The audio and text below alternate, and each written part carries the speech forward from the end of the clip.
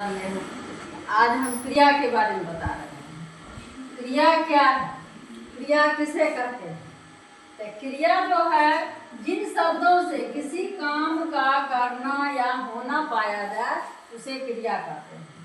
जिस शब्दों से किसी काम का करना या होना पाया जाए उसे क्रिया कहते हैं। जैसे पढ़ना, तो पढ़ना क्रिया हो गया। सोना क्रिया हो गया। लिखना क्रिया हो गया। खेलना क्रिया हो गया। कर्म कर्म कर रहे हैं, समझा? तो जैसे पढ़ना, लिखना, सोना, खेलना, हंसना, बोलना सब क्रिया। इसीलिए कहता है जिन शब्दों से, शब्द से ही मतलब जिन शब्दों से किसी काम का करना या होना समझा जाए उसे क्रिया कहते हैं।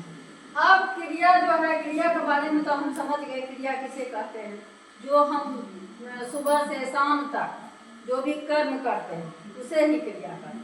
सुबह उठ के ब्रश करते हैं, नहाते हैं, खाते हैं, पैर धोते हैं, खाना खाते हैं, पढ़ते हैं, लिखते हैं, तो सब क्रिया ही, सब क्रिया ही है।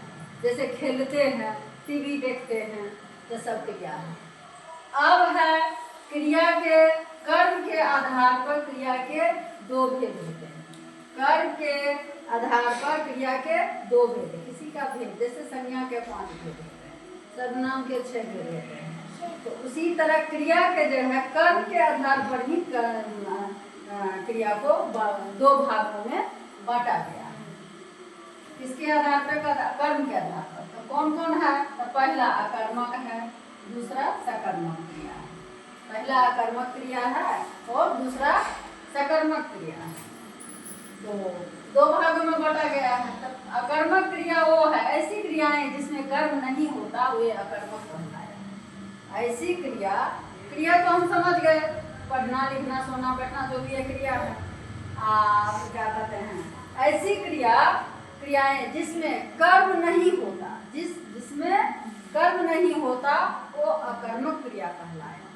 जिसमें कर्म नहीं होता वे अकर्मक क्रियाएं कहलाती हैं। जैसे वे गाती है, क्या गाती है? क्या गाती है वो तो हम नहीं जानते हैं। प्रिया पकाती है, क्या पकाती है?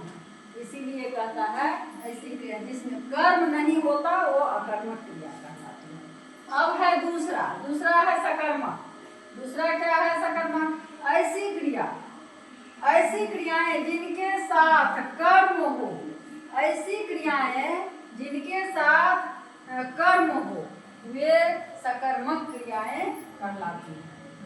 ऐसी क्रियाएं जिनके साथ कर्म हो वो सकर्मक क्रियाएं कहलाती हैं। जैसे मतलब समझता, जैसे उदाहरण होता है, जैसे राधा रोटी पकाती है। यहाँ तो जैसे राधा पकाती है वो हो गया तुमको अकर्मक। राधा रोटी पकाती है तो ये से हम समझ रहे हैं रोटी पकाती है। बच्चा गेंद खेलता है। बच्चा गेंद खेलता है, इससे हम समझ रहे हैं क्या खेलता है? तो गेंद खेलता है।